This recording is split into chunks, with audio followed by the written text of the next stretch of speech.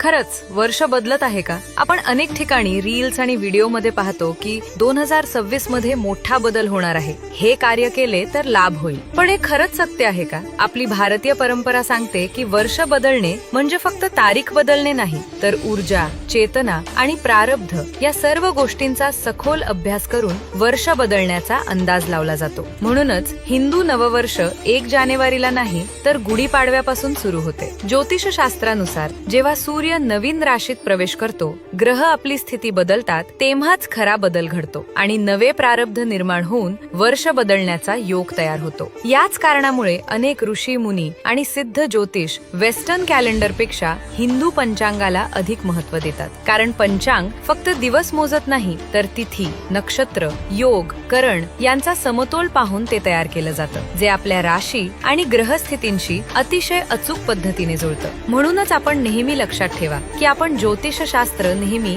हिंदू पंचांगानुसारच समजून घ्यावे, कारण ते आपल्याला आपल्या राशीशी योग्य पद्धतीने जुळते.